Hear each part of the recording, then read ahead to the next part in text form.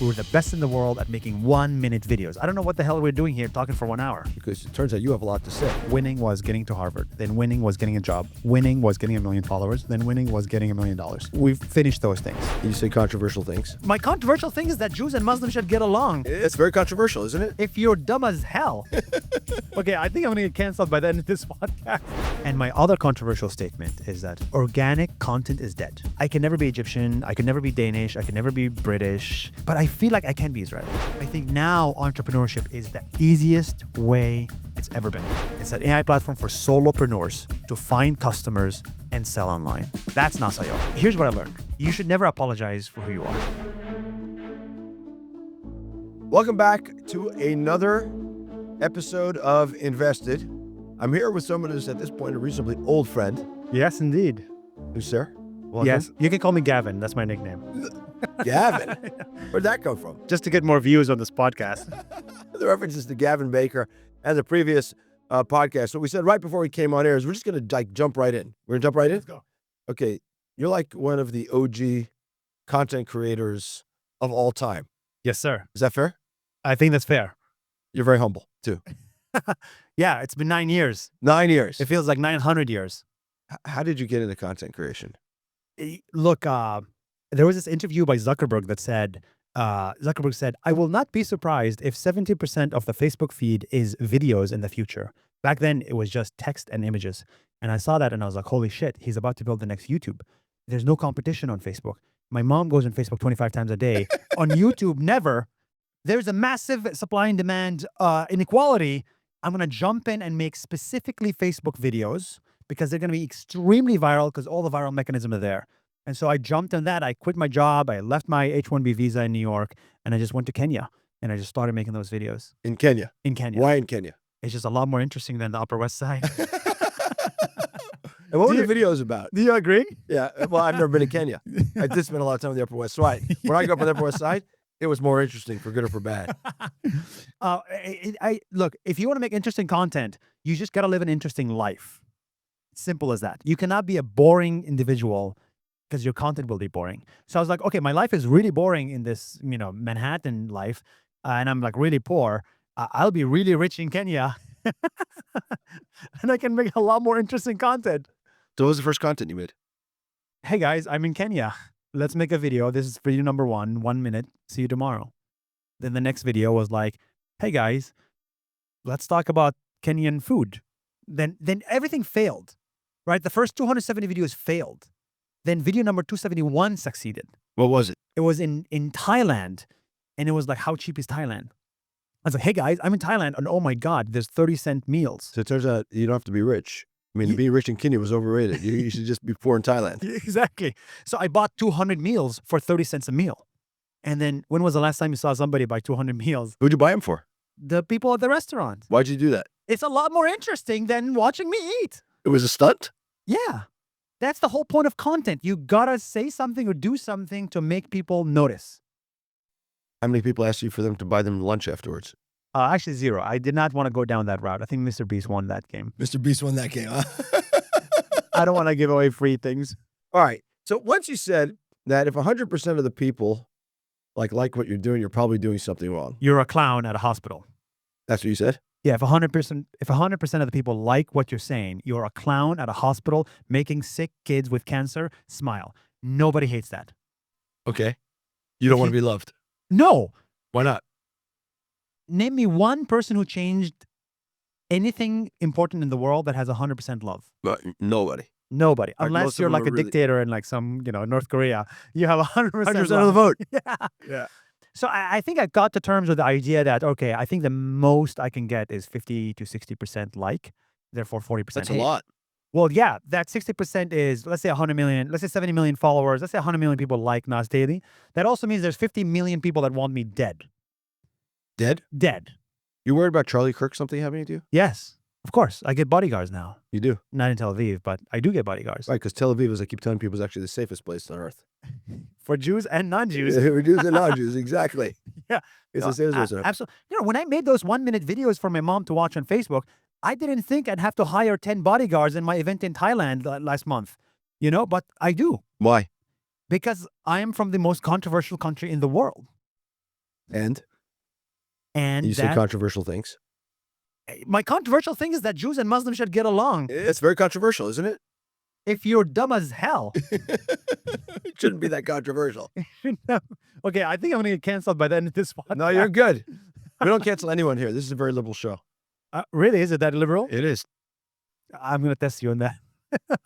But yeah, look, I think what happened is Nas Daily became the second most popular Israeli creation after Gal Gadot on social media. Netanyahu is definitely much more popular than He's Gal certainly Gadot. more followed. I don't know if he's more popular, but he's more followed. You know, he's subscribed to your point of view, which is you don't necessarily have 100% popularity to be winning. I think he's going for 20%. Yeah. But you know, for many people, Nas Daily is the first time they see an Israeli person on their feed, because it started in 2016, right? And when it started, you know, I have like 5 million followers in the Middle East. That's 1% of the Middle East in a different page. Then we have another like 3 million followers in Vietnam on a Nas Daily Vietnamese. Okay, a Vietnamese person has never seen an Israeli on their TV until Nas Daily showed up.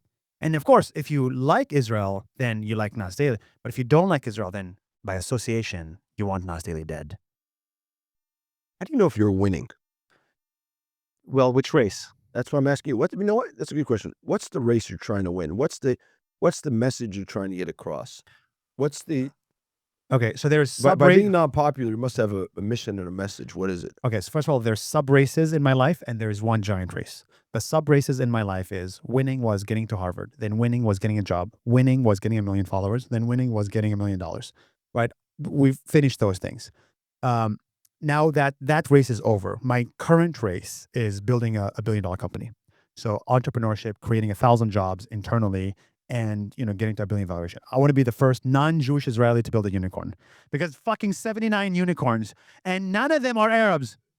So that bothers me. So I mean, being too transparent with everybody here, but that's my current race. My forever life race, unfortunately I was born with it, which has something to do with Jews and Muslims, Jews and Arabs in the Middle East, like sort of building bridges and bringing people together. So I was just in Saudi Arabia yesterday, and I got into an Uber, and the Uber driver asked me, "Where you from?" And I said, "Israel," in Arabic, which is a big no-no. And he's like, "I want to get you off my car. I want to get you out of my car." And I was like, "Wait a minute, man. I'm Muslim as well. And 20% of Israel is not Jewish, it's Muslim, and let's talk about it." And then the more I talked to him in that 20-minute thing, by the end of it, he's like, "When Saudi Arabia and Israel make peace, I want to be the first one to visit Israel." I was like, "Whoa, that's cool." So there was an opportunity to change someone's mind. It's very easy in the GCC. So that's probably my life race. You're a one-man walking Abraham Accords. Yeah. One of my great failings, I've been living here 32 years. I still speak Hebrew. My Hebrew is fluent, but I speak with an American accent. But I should have learned Arabic when I came here. It was a big mistake. That is a big mistake. It was. Yeah. So well, you can learn it today on in Saudi. NASAO. We're going to talk about that. Now you're going to do Arabic lessons for me on NASAO. We'll talk about that in a second. So, you started because your mom was on Facebook. Your mom's still on Facebook? No, she's not on Facebook anymore. She's on Instagram. Oh, okay. So Yeah. there was no TikTok and no Instagram when you got started. Correct. And now there's TikTok and Instagram, right? And you made this kind of short form content before it was popular. Correct. Is that fair? 1-minute videos. 1-minute videos. What did you understand? I understood that humanity is going into an ADHD world, and nobody's got time for a 10, 20-minute long video unless you're watching TV. But if you're on the go, it is impossible to capture your attention for 10 minutes, right? You're just too ADHD. And so it's simple. If I don't have time, 10 minutes to watch this, my mom definitely doesn't, you don't. Let me just say everything I have to say in 1 minute and call it a day. That was the lesson then, and it paid off. YouTube Shorts, when YouTube Shorts started, what was the limit? 60 seconds. Instagram Reels, 60 seconds. TikTok was basically 60, actually it was like 30 seconds. But when that happened, I was at the right place at the right time, and Nas Daily just freaking blew up because it was the perfect format for the perfect social media platform. We were the best in the world at making 1-minute videos. I don't know what the hell we're doing here talking for 1 hour. Because it turns out you have a lot to say. Yeah. You Lots have of like pent up frustration of having to only do it in 60 seconds. And I'm going to let you release all that frustration here. Yeah, I could see it. Yeah. You see? Are you okay? I'm actually, Breathe. I'm feeling much better. Yeah, I was saying you'll have plenty of time. You just like fed the cocaine addict crack. right? Which is like, I got no attention span, and so why don't I give them more 60-second videos? Is that dumbing down the world? Absolutely.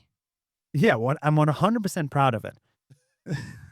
Look, the way I am like chief dumbing officer, CDO. And the point of that is success for me is if I make a piece of content, Bill Gates understands it and a driver of an Uber in Dubai understands it. That's success. And actually, Bill Gates follows Nas Daily, and many Uber drivers in Dubai also follow Nas Daily. You have to speak slow and simple enough to reach the masses. You use text on Twitter because you reach the top 1% of the world, the smartest people in the world. And that's your game. You're reaching the most influential people in the world. My job is to take your message and make the remaining 99% understand it. So we just need to know, where do we fit? And how do you know if you're successful at that?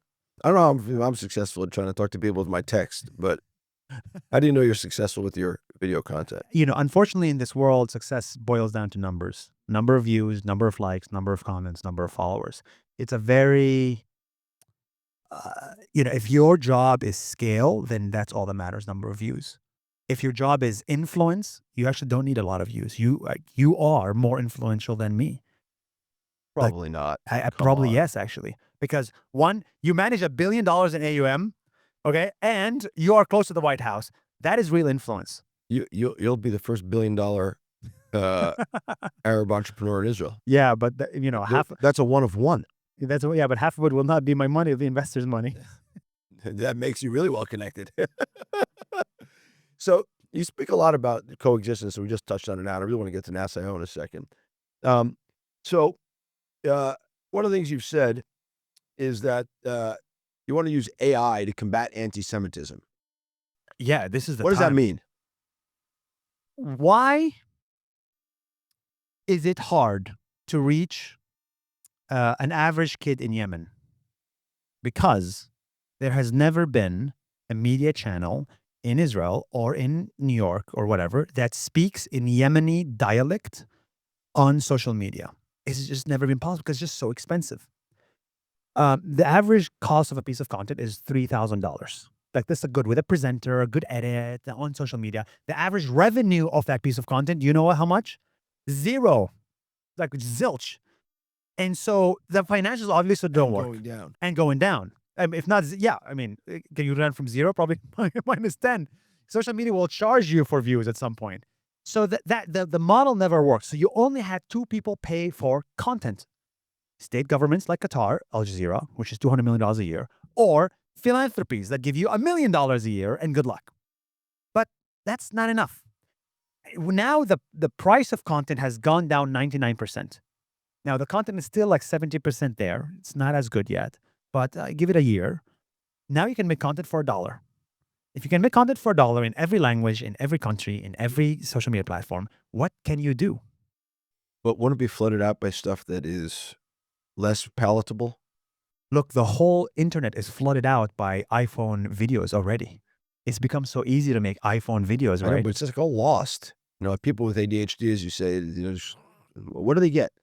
Absolutely. I think the genius is in the curator, not the creator. Whoever can curate one shot with another shot with the right music is the genius. It's not who can create the shot. If you're a good curator. Right now, TikTok's the curator. Al Jazeera is the curator. People with algorithms and a lot of dough. TikTok is a form of curator, but the creator of, but I am also a curator. I curate topics. I curate the different shots. I curate the music. I decide on this, but anybody can make the same videos that I can make. For example, now I made 100 videos in 100 days. That's 100% AI. Was one of the first channels in the world to take that risk. And I got a lot of trouble for it because I said, I'm not getting in front of a camera. You're going to see an AI version of me talking about things in the past. So for example, we recreated when Israel did Operation Solomon. I don't know if you saw that. I did not. But you can, we can see 1,000 people on a plane by El Al, being rescued from Ethiopia, going to Israel. You can recreate it now. So you can bring back history. So when we did that, anybody could have made that video, but nobody could have put Operation Solomon, the script, the shots together. That's the genius. It's not the creating of the shot. Anybody could do it. Why'd you make that video? Uh, it's interesting. It's interesting. Why is it interesting? It was the most number of people on a plane ever in the history of humanity, 1,081. And by the Interesting. time it landed, 3 people were born. So it became 1,083 or 84. Is that interesting? That is interesting. There we go. Is it connected at all? I think you said sometime after October 7th that you grew up as Palestinian Israeli, and now you say you're Israeli first. Is it connected to that at all? Oh, definitely. Definitely. Yeah. I view it as my look, you're Jewish. You have a kippah. It's an audio, but for those that don't know, have not gathered. This will But be on YouTube too, because we'll clip it into 1-minute shorts. oh, this is great. Oh, just take the most controversial 20 seconds. You feel like you have a duty to support the Jewish people, right? I don't know where that duty comes from. Is that genetic? I don't know. And I also feel like I have a duty to protect my home. And my home happens to be the same as your home. Now, you do it through diplomacy. I do it through content. It's just different ways. And others do it through fighting in the war. But how did that change over time? I've been to 100 countries making these videos over the last 9 years. And, I tried to live in Singapore, and I realized after 2 years, I am not Singaporean. I tried to live in Dubai. After 2 years, I realized, fuck, I'm not Dubaian. I could be American, and I may as well be American, but I am Israeli, right? So I can never be Egyptian. I can never be Danish. I can never be British. But I feel like I can be Israeli. And I say a lot of my friends are like I'm very culturally similar to Israelis, not in the sense that we in the sense that we all want to build things. We're all excited about tech. We all like to backpack in India, I just feel we have that. I have that Israeli culture, even though I'm not part of the religion. And what pains me is that many Israelis don't realize it, is that you could actually convert 2 million Palestinian Muslims to feel more Israeli. I was just one of the lucky ones. I'm like top 1% that actually feels Israeli. But the bottom 99% of Arab Israelis may not feel as welcome into the idea of Israel as they should. I said at a conference, and Erica was sitting over here, that was at the conference just recently, that I think one of the hardest things about the origins of this country is it didn't take an approach to Arab Israelis which said, let's empower them to be a part. I think that's in the next phase of Israel post this war, that's actually a critical thing that people, because I think it's hard for governments to do anything, people need to take on.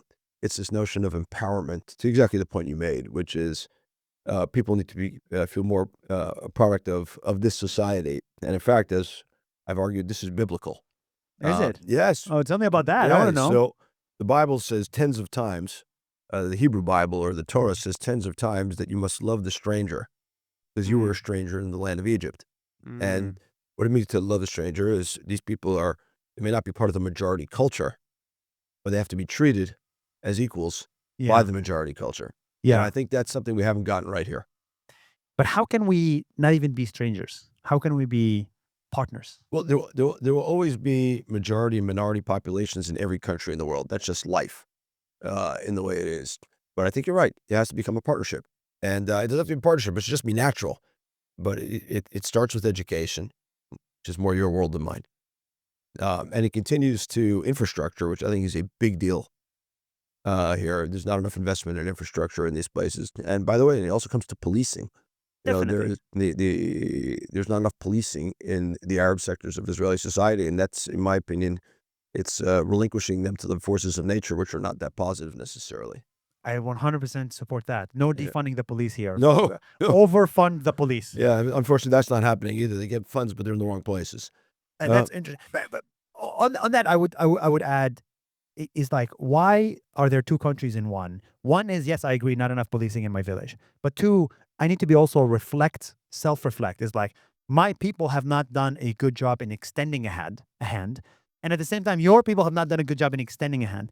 But there was many times I feel like where you may have extended a hand and we just like didn't take it. Yeah, I think and there's some of that too. When I am in my village, I actually tell them, guys, we gotta freaking extend a hand. Nas Daily is a hand extended, and you'll get somebody to shake it.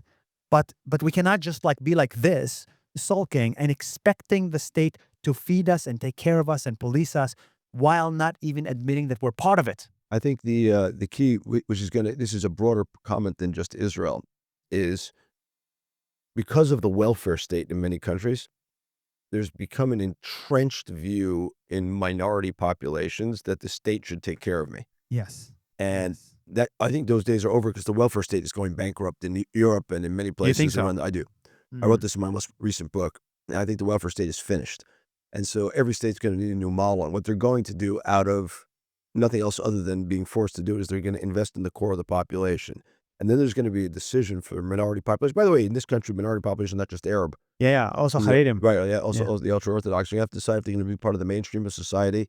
Mm. For example, do national service, you go to get educated or not, and only then will they be able to benefit from the welfare state. That's my core thesis on the future economy of here in Europe and everywhere else. I agree with that. Yeah.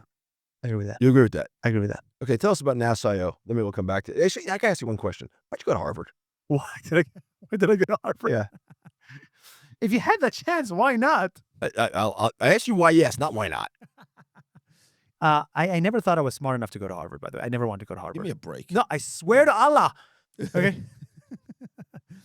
Look, what actually happened is there's this Jewish American family from Dayton, Ohio.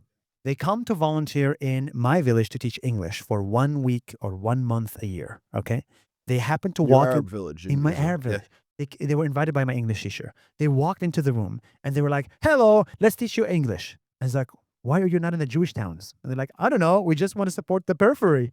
I was like, "Okay." Became friends with them, became pen pal buddies with them. They invited me over to stay with them in Dayton, Ohio for 1 month. I was like 16, 17. And then I was like, "Oh, great. I love America. I want to go to, the community college." They're like, "Wait a minute. Our son goes to Harvard. Let me buy you a flight, go to Harvard, check it out for 2 days, and then decide." And I landed at Harvard, and I'm like, wow, these guys are dumb as hell. Like, they're not geniuses. Like Harvard people, the Ivy League, they have this impression that, oh my God, everybody's a genius walking around. No, they're talking about their boyfriends, girlfriends, Jersey Shore. It's like, wait, I'm like that too. And when I saw that personalized, I was like, I can be that. And so I walked back home. I bought the SATs, took the test, applied, and I got in, and my life changed, and I got a full scholarship. But my life really changed because I saw in real life, I did not put on a pedestal a Harvard student. I said, I can be that too the minute I saw it. So really, exposure changes everything. What stood out about you when you were 16? What stood out about me? Yeah. And in Uh, that class, and they're teaching English. I think what the reason why Harvard is one step, right? Nas Daily is another. Why did Nas Daily succeed? Why? Okay, a lot of people tried making content. I think I say yes to everything, in the sense that like when I go to a mall, I see every restaurant, and then I choose the best one. When I design life, I see every path, and then I choose the best path. So I see a lot of people who just like say no to opportunities without even knowing what they are. So I think I'm not that. Where's that from? I think it's from the idea that I think it boils down to like being middle child, an Arab Israeli in an Arab village in Israel, where you look around your family and you say, I'm not the elder, I'm not equal, I'm not the best, I'm inferior. And you look around Israel and you say, oh, I'm Muslim, Arab in Israel. I look at the news and it's 9/11, I'm inferior. I go to the Jewish town to buy clothes, and a Jewish girl selling me jeans, makes me scared. I was very scared. If I talked to you 15, 17 years ago, I'd be so terrified. Nobody's terrified of America, okay?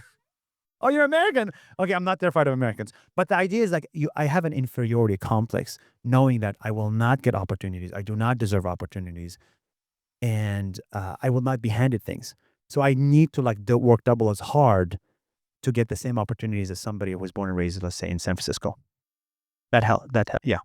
But that's working double hard. I see you're a tireless worker. I've never seen anyone work as hard as you. Actually, I've seen some people, but they're all successful. You say yes to like a lot of things. To explore. And you're not afraid. Why are you not afraid? Of?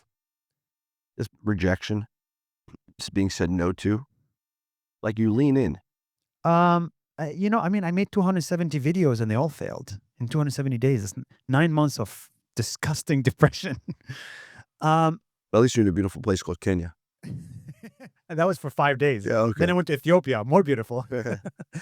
I think that I have this idea that, the reason I kept going for 270 days is if I made one friend from these videos, I'm pretty sure I can make two.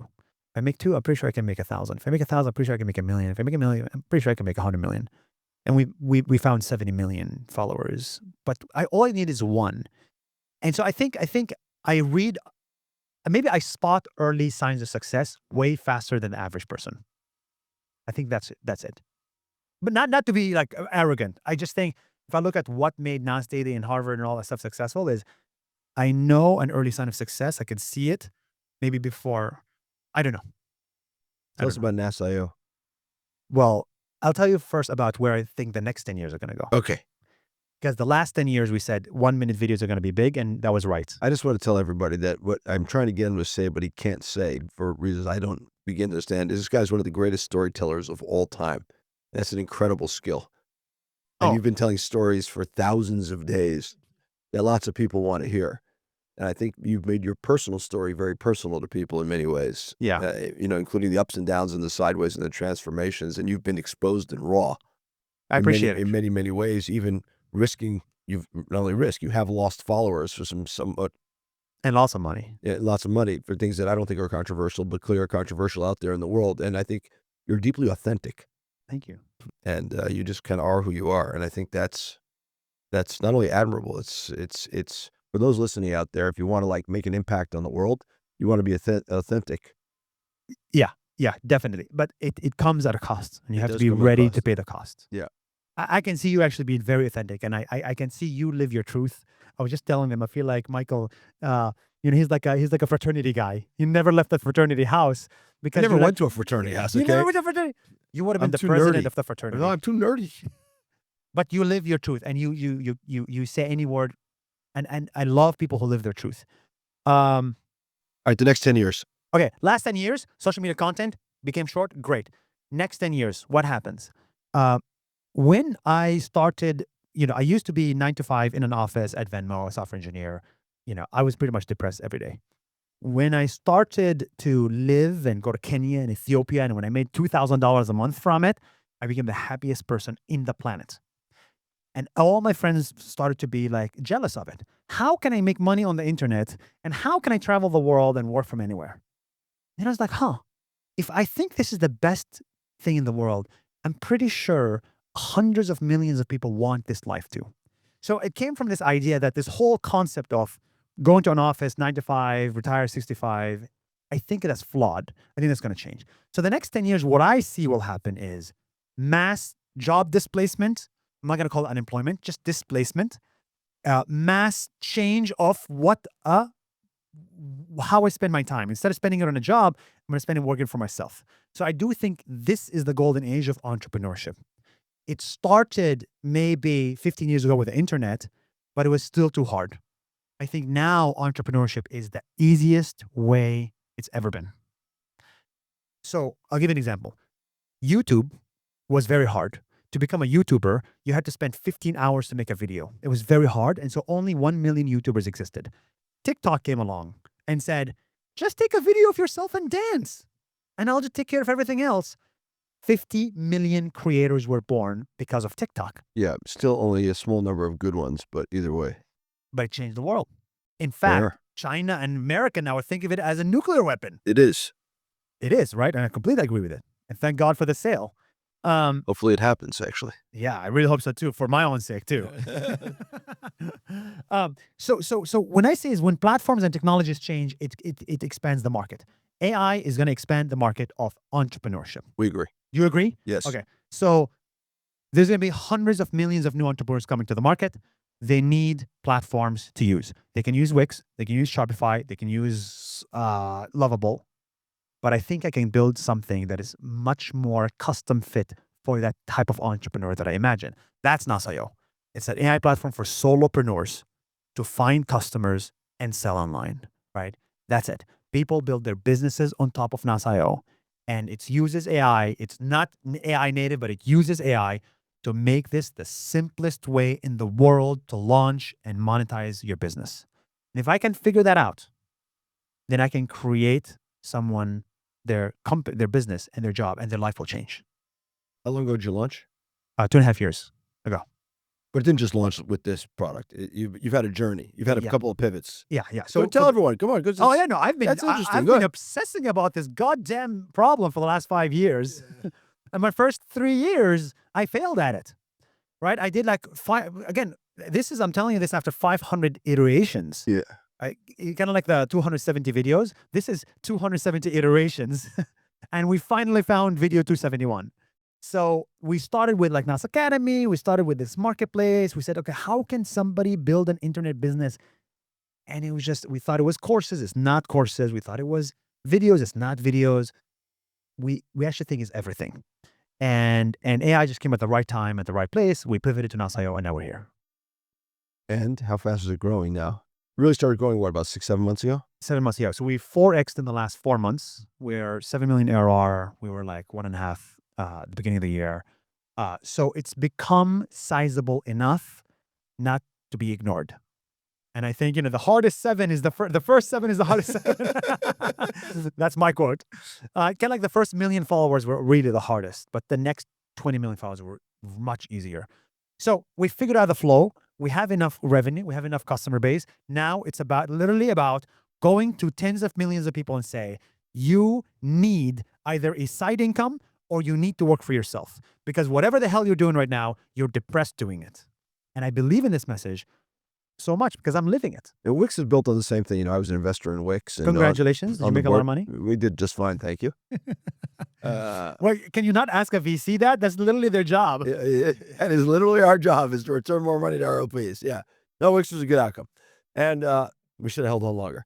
But Wix was founded on the same premise. They just bought Base 44. Congratulations. Which is also founded on the same premise. A one-man more show. tonight for drinks. You made more tonight for drinks. Yeah. Okay. So he was a one-man band. And you have how many people at Nas.io? Nas.io 35. 35 people. Yeah. Like, what do you need 35 people for if Moore did it with one person? Wow, that's a nervous laugh. I'm going to go fire 34 people today. Look, when you're... Okay, the difference is that people build their livelihood on Nas.io, so they actually make money on it. So when you're making $5,000, $10,000 a month on this platform and you want to build a business, you also need a human to chat with. You need a human to say like, okay, I'm an account manager. Like you're designing your business correctly. Like, okay, my finance team is going to send you the money. Okay, which bank? Like there's actually a lot going on operationally to make sure you actually build a business. So out of this 35, we have 15 in engineering and product. And then we have, let's say 15 to 20 in account management and finance and operations. But we 4x'd while remaining 35. So it's not like we have... Where are all these people?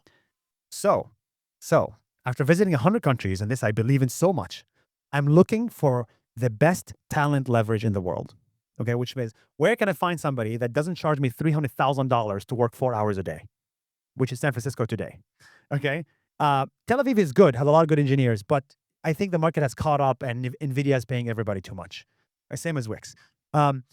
You found some people in Europe, but I'm not a fan of Europe. Africa, I don't think it's developed as much yet. India, I think it needs a bit of time. The best engineering talent that I found is actually Chinese immigrants living in Singapore. Highly specific. Chinese immigrants living in Singapore. The America for Chinese people is Singapore. The America for Indians is America. That's why you see a lot of successful Indian engineers in US. So now I'm like, okay, how can I find Chinese immigrants in Singapore and build an engineering office there? Affordable, works really hard, 996. They work 996, I work 996. It's pretty fair. It's a pretty fair exchange. Do they understand the cultural needs of the customers? That's why I'm there. That's why I'm there. If I wasn't there, it so would the look Israeli very Arab's different. job is to interpret American entrepreneurial culture or global entrepreneurial culture for the Chinese immigrants to Singapore. I just got this right? Absolutely. I'm a translator at this point. This is going to end great. But this is why I'm in New York now. Oh, okay. You're learning your own cultural translation. Well, yeah, I'm trying to become like you, like Upper West Side guy. I'm trying not to become, I'm undoing it. So one of the things you said is that somewhere, I don't know where, but you said to me before we were talking, is that your job at NAS.io is to create 1 million cell phone businesses? You say Solopreneurs, 1,000, yes. 10,000 Solopreneurs. solopreneurs, One-person businesses. one-person businesses. Yeah. And they hire a second person, and they They, don't. they can. They can. Okay. Of course. It's not like we stop it. Why is that an important goal to you? You want the truth or you want the diplomatically correct answer? You can do both. Okay. But to start with the truth, that's always more authentic. You know what I'm saying? I just said everyone in your brand is authentic, and now you just can tell me you want the diplomatic answer. Like, Look, what the hell? if I want to maximize shareholder value. Oh, yeah. I'll tell your investors. So the truth is, when I was in college, I cycled through co-founders every 2 months. And every 2 months, I got one of my Because they're friends. from Harvard. Well, I tried. I went to this guy's like, hey, you know how to code? Like, I know how to code. Let's build a company together. They didn't work hard. Then I graduated. I went to Venmo and I was like, man, I asked all my colleagues, let's build a company together. I cycled through 15 co-founders and I couldn't find a single person to build a company with me. There's always something off. And I was like, fuck this. I'm just going to make Nas Daily, make 1-minute videos and go. And it blew up. And then I saw, and even when there's like 4 co-founders, eventually one person ends up being the lead co-founder, like an Airbnb, Brian Chesky, and the other ones not as much. So I saw that actually the co-founder job, you can actually make that the AI to be your co-founder. Be proactive, help you with marketing, help you with design, customer support, all the operations. And you actually don't need a second person to start your business, especially if it's a small business. If it's a small business, if you're a mom selling cookies, you don't need another mom to help you sell cookies. You know, if you're building like some deep research stuff, yes, you need AI co-founders, real human co-founders. So the real answer comes from my trauma for 5 years, and now I'm like, man, 1-person businesses, it's possible. Did you ever say to yourself after 15 people rejected you that maybe the problem it's is me? Yeah, did that ever occur to you? Yeah, every single time. Did it really? Yeah. No, it didn't. No, I swear to God. No, I am self-reflecting, Michael. I'm not blind to my shortcomings. Look, when my intern quit on me when I first started the company, the first intern I hired quit on me after 1 week. I was like, I am depressed. So I do self-reflect a lot. Here's what I learned. You should never apologize for who you are. You know, I think everybody wants you to be who they are. I want people to be who I am. But when you have these co-founder relationships, when you hire people, they come from the outside and say, Michael, you should run your company like this. And then it's your job as CEO to say, you know what? No, the culture of Aleph is this, and I will keep it as this. What does Nas mean? People in Arabic. People or person? Oh, look, Nas means people in person in Arabic, but it doesn't mean that everything should be decided by committee. It becomes a camel. Right. As you said in your podcast. Yeah, the line he's referring to is that what is a camel? It's a horse designed by a committee. Yeah, I don't. It works in the Middle East, that one at least. I don't know where our listeners are. No one in America has seen a camel. So how does what you did at Nas Daily impact what you're doing now at NAS.io? Or you have this massive reach. You've kind of created a flywheel of sorts. You know, you're a known brand. How does it impact NAS.io? Look, with Nas Daily, I understood the power of content in changing countries and changing companies and changing lives. One piece of content can literally change a country, right? For good or for bad. Give an example. Let's say in a GCC country, you see a foreign worker being badly treated. Your whole image of that country changes. And that video can go viral, right? So that's an example of a bad thing. Or you see a Dubai chocolate video on TikTok, and then, you know, the whole image of Dubai changes because of Dubai chocolate, right? So you see the positive and negative effects of it. I mean, you see it in politics as well. Make one bad AI video about a political candidate, you know, they lose votes. It's a real thing. But now that's the concept. But I also see the power of content in changing businesses.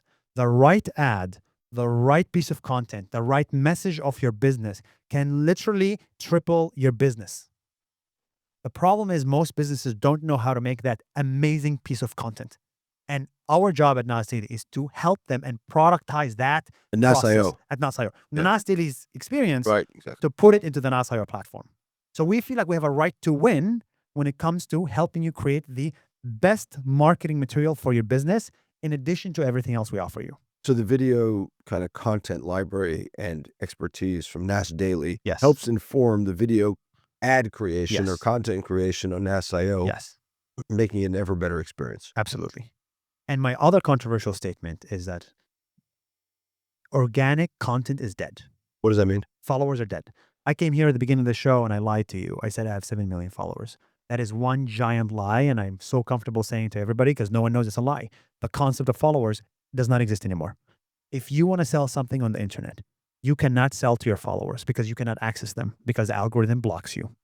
So you could have 100,000 followers as Aleph VC, and then one day you make a video say, please buy my t-shirt. You'll get 2,000 views, 2%. And 98% will not see it. So do you have 100,000 followers or do you not? You do not. Unless you pay the piper, which is Exactly. Facebook or Instagram or In the next 10 years, TikTok or Twitter. everybody's going to have to pay the piper. Why? Because everybody who wants to sell anything on social media will have to pay Zuckerberg or the Chinese government some money to find the customer. So the performance marketing is going to explode because everybody's going to be forced to do it. Unless? There's no unless. So your assumption that Nas.io is any solopreneur in Nas.io is going to have to pay. Yeah. Those people have eyeballs. There's no other way to create eyeballs or direct one-to-one relationships. Email, messenger. Yeah, email marketing there is, yes, because you control there's no algorithm. But if you want to find customers and you have followers, the only way to actually get it is to pay. Right, because Zuck controls WhatsApp. Yep. And Instagram. Yep. And Facebook. And Facebook, yep. And the Chinese government controls TikTok. Yep. And then Neil Mohan controls YouTube. Right. Which is Google. Which is Google, yeah. Mm-hmm. So what about by the AI models? You don't believe in that, I guess. For AI models, for what? To be able to market to people there, or you have to pay for that too? You have to pay for that. Okay. There's going to be no organic way for people to kind of build customer bases? It's a lot less than it used to be. It's a lot. Look, there was a loophole.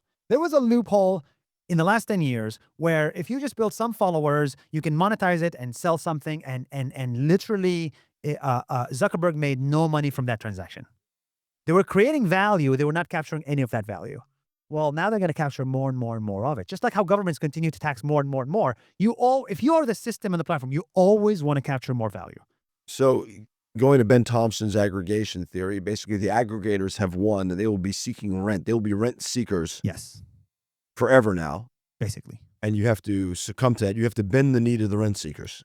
But on the plus side, it works. Because if I give Zuckerberg $100, he's going to give me back $200, right? If I can get the and ultimately CPA right. we'll all be arbitrageurs at the mercy of Mark Zuckerberg and Sundar and the Chinese government. But before AI, you could only make one ad and you could only run the ad, and if it's not good, then Zuckerberg fails and you fail. So it was a very terrible relationship, and the ad was expensive. With AI now, I can send Zuckerberg 100 AI ads. He can also make those 100 AI ads into 1,000 AI ads to really be hyper-targeted. I mean, the age of hyper-personalization is upon us. It is. The next ad you're going to see on your Facebook is going to be, Michael Eisenberg, you are now in Tel Aviv and you have not visited my restaurant. Why not? It's actually quite frightening because I went away for a couple of days and I was considering 2 locations. I talked to my wife about it. I don't believe I had done a search on the internet. And one of those 2 locations popped up in a feed. What are the odds? Yeah, what are the odds? You once said, the best teacher in the world isn't at an Ivy League school. They're in a town in Vietnam, and the right technology can empower them. What does that mean? That is so interesting. How'd you find that quote? I got a crack research staff. Oh, you got a crack. That was you. That was you. Okay, you're a crack. Where did you find that? Look, we have this amazing image of Harvard as like, they must have an incredible curriculum and incredible professors. The truth of the matter is, it's just the network that matters. So you wouldn't go back there again, or would you? No, of course I wouldn't go back there. You wouldn't go back there? No, they changed my life. I love Harvard, and actually I would donate to it. And I know this is a very controversial statement. I'll be canceled for it in front of you. No, you're never going to get canceled here. Nah. I'm sure. It's like, it's not. Okay, You're good. No, I'm saying cancel on the internet. Oh, maybe. Bill Ackman me. Yeah. Do you think he listens to this podcast? I don't think so. But we'll find out. Bill, if you're listening to this, it's a hyper-personalized ad. So the education there was actually subpar. It's normal. It's the same physics applies. My general thesis in life is that we have not discovered all the talented people on planet Earth. We agree. We have only discovered the top 1% that happen to live in Europe or America. But there is a kid in Vietnam who doesn't speak English, who's a fucking genius. And we just could not communicate with him. until very soon. So my belief is that we are maybe 5% of the way there in discovering global talent. That's why I I have a said what buddy I in said. Africa and Nigeria who's been doing a lot of work on this, and he goes by, doing incredible work there. Although things are tough right now in Nigeria, Nigerian Christian, things are really tough there. Yeah. Next thing I wanted to ask you is the following. You kept talking a lot about solopreneurs, and I was starting to wonder as you're talking about solopreneurs, how does it feel to have investors? Terrible. But you have these venture capital investors. It's not me, but you got others. I should be better. Again, you want my diplomatic answer, or you want my? No, come on. This is authentic. Look, my thing says, this is the way I view it, and I actually told this to some previous people I dated as well. Actually, is like, look, we found this amazing rocket ship. There's 10 seats. I'm on the steering wheel. But you told us the people you dated too? Just Yeah. Okay. When it comes to like, joining me on There's Nas 10 Daily. seats in the dating? No. But because Nas Daily really was overwhelming. It took over my whole life and also the life of the people I dated. So in a way, it's like, look, this rocket is happening, and we just have to jump on this seat. For the person I dated, and for my videographer, and for my second editor and third editor. Look, you want to jump in this rocket ship? Great, because Nas Daily is really blowing up. So it's like you can't really change the direction of the rocket ship. And what does that have to do with investors now? Well, it's the same concept, which is it's great to have investors, right? But they can join along for the ride. But the rocket ship is being controlled by, let's say, me and like 4 people in the company that are the management, right? In a ways, I do believe that having investors is great for economic outcome, but I do not believe in having investors have board control. You don't want them to give you input. I want them to give me input. I do not want them to have control over the company. So governance is not something you like. No, I like governance. We have a board, but I have board majority. I would like to continue board majority as long as possible. I would like to do whatever Zuck did and have like over 51% voting stocks. And I'm very unashamed of saying this. One of the interesting To an investor. It's great. One of the interesting things is when it works out, everybody remembers it works out. Yes. Which is what happened with Zuck. When it doesn't work out, it goes really bad fast. I don't know if a committee of investors who don't care about the company as much as the founders will make it work out. It's a good question. It's I think one of the hardest questions as an investor is this, right? You want the founder to feel like it's theirs. You want to get behind them, and it's their company. And at the same time, sometimes, founders are founders because they're extreme personalities generally, and it can come off the rails. And then sometimes you need guardrails to protect not just investor interest, but even the founder's interest himself. I believe in guardrails and like the preference stack. I believe in that. And governance, and when you give when you're the king, yeah, with absolute unbridled power corrupts. Absolutely, I agree with that. It can go the wrong way.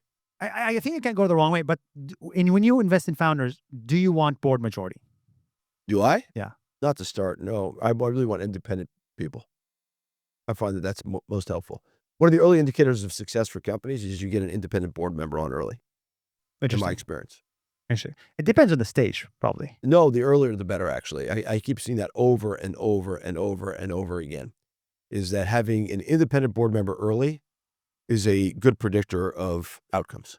So you're telling founders listening to this, if you're a 2-person team who have not raised yet, they should get an independent board member. No, once they take an investor in, they should take an independent board member. So it should be the investor, the founder, and an independent board member. Yeah, that's the best outcome.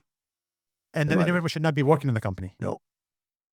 But there is a world where the independent board member and the investor overrule the founder. Sure, but at the early stage. In theory it is, but I've never seen that happen. But it could happen.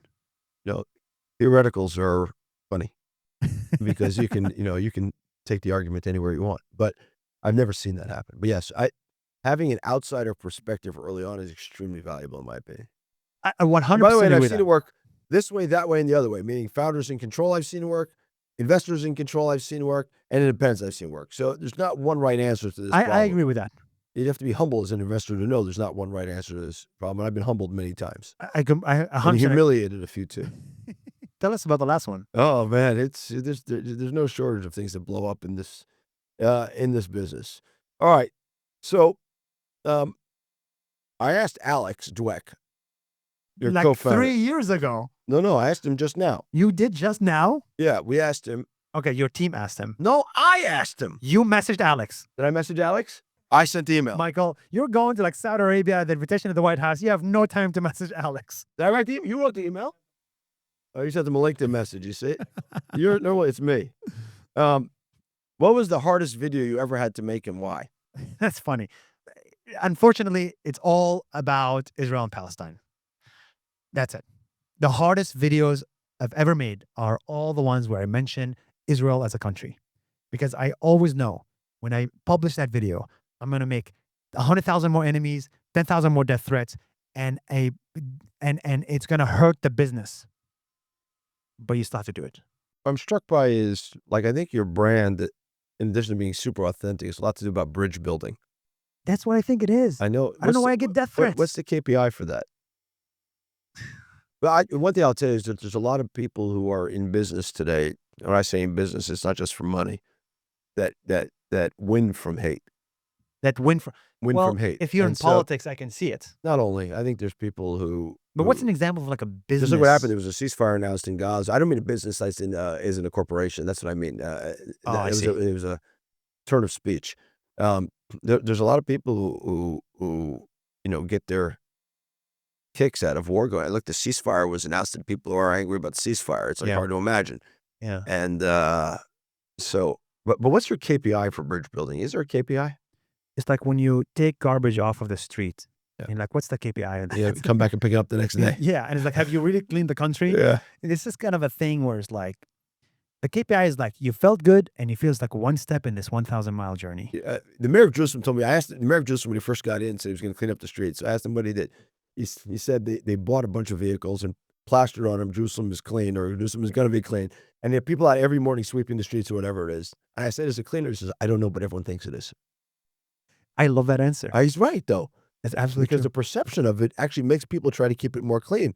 I think there was a powerful answer. I don't exactly know, but we've made the effort and people notice it and they think the city's more clean. Oh, right? Great answer. Great answer. Rachel Kastner. Oh my goodness. So she worked with you. She wants to, what it take to get you to move back to Israel and leave New York. She said that? Yeah. What would it take? Yeah. To leave New York and come back to Israel? Yeah. Any opportunity where I feel like I could have like real influence on the region. Okay. First of all, I wouldn't do it anytime in the next 10 years. Next 10 years, I'm booked. I say unicorn that's 10 years. After that, anything that feels like it have real impact in the region, I'm coming. The truth of the matter is, I do see a lot of distractions for me in Israel. And it's just like, my mom and my dad are here. Come to have lunch. That's number one. But number two is like war breaks out. People want to talk about the peace. And I don't want my life today to be defined by the Israel and Palestine conflict. Because I want to be more than that. I hear that completely. But for the next 10 years, I'm okay for it to be defined. For now, I want to be defined as an entrepreneur. I was a creator, I'm an entrepreneur, and after that, I'm a bridge builder. I divide my life in 3 chapters. Like Arnold Schwarzenegger is my hero. Why? Because he divided his life into 3 chapters. A bodybuilder, actor, governor. And he was the best at each chapter. Isn't that amazing? 10 years each, and he just ruled the world. So I think I was. Well, it's California, but okay. But he couldn't become president. Yeah, I know. Right? That's basically the max you could get. I think I became a pretty good creator, more or less. I think I want to become a pretty good entrepreneur. And then after that, anything to do with government in Israel would be incredible. But that's in 10 years. I'm curious about your parents. You said they may call you for lunch. Tell me about your parents. My dad is a psychologist. My mom is a school teacher. So middle-class family. From my dad, I got the tolerance. He was never ultra-nationalistic. He was never anti-people. He was the first one with a college degree. And from my mom, I got the face and the loudness. Where did your curiosity come from? That's the internet. That's the internet. The internet. You grew up as an internet child. Definitely. You had the internet in the house early on. Yeah, I made hundreds of friends on the internet. It wasn't filtered. No friends in real life. Why? Because you were bored in school? Yeah, no friends in real life. No friends in real life? No friends in real life. Why not? We just did not see eye to eye. Why? We did not care about the same things. Why? Everybody was watching football matches, cheering for 11 men playing against other 11 men when there's nothing for them in the outcome. Yeah. And I just wanted to learn English and, like study abroad and And become why an did astronaut. I want and to be an astronaut. and you wanted to be an astronaut. Yeah.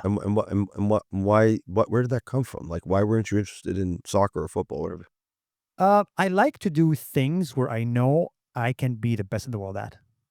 And I could never be the best football player in the world. I know my limits. I could never be the best engineer in the world. I know my limits. But I could be the best 1-minute video maker on Facebook. And now I think I can be the creator of the best platform for solopreneurs, end-to-end integration. Why'd you have to be the best in the world at something? Um, Now you're asking biological questions. Why do we compete as humans? Is it biological? I think it's biological. Not everyone thinks they need to be the best. But you're trying to be the best investor. Nope. Trying to be the best investor Michael Eisenberg can be. Okay. You're also trying to be the best father. I'm trying. Yeah. Everybody aspires to be the best. It doesn't mean they all succeed, right? I want to be the best boyfriend. I don't know if I'll succeed at that. But, there Parents are, want you to be the best husband, but you want to be the best boyfriend, right? well, I also want to be the best husband too, but that's for a different podcast. I don't know why you want to be the best. I mean, come on. It's like, it's fun. It's fun to look in the mirror and say, I'm good at this. Last two questions. Has the Charlie Kirk assassination affected what you say? 100%. It has. 100%. Why? Very unfortunate. I don't want to be shot in the head. Like point blank. And I'm very likely to be shot in the head. And I say this, my teacher said, now we get into serious topics. 43% of life, because I assume 76 years expectancy. And I always say this as a caveat. My girlfriend does not like hearing this. Assuming I don't get assassinated. If you look in the Middle East since 1948, there were 7 assassinations. 6 of them are for prime ministers that wanted peace. Only 1 because they wanted war, right? So if you want to bring people together, you are the first to go. So I see on Twitter all the time, it's time to Kirk this guy. It became a verb. So I don't want to, but I don't like talking too much about this. I mean, whoever's still watching this at the end, that means they're really interested. But I don't want to make it sound like to become a bridge builder and raise your neck up, then you're going to be the first to go. I don't want it to be like a scary thing to want to bridge build, right? I don't either. Yeah, it should be something, if you bridge build, you make millions of dollars. It should be a fun thing to do, not a scary thing to do. But the truth matters today, it is a bit scary. And there are some countries I just no longer go to. Last question. Who's someone you think deserves some all-out or attention or some nice things said about them that doesn't get them? Like as who? As founders and as entrepreneurs? Anyone you think is kind of really deserves a shout out. Person deserves a shout out. I'll give it to Zaki Jamal. He's an investor in Israel, and he was my college friend, and he was my first Israeli friend. After 19 years, the first guy I made friends with from Israel, and I met him at Harvard. He grew up in my neighborhood. You know him? Yeah, of course. He grew up in your neighborhood? Yeah. Wow. Well, I know his parents too. he was one of the first people to believe in me as a freshman at college.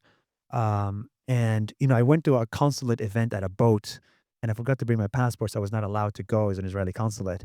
And then he thought it was like something, and we all thought it was about because I'm Arab, all this stuff. This was 15 years ago. And he was like, if you're not going, I'm not going, and I'll stay with you.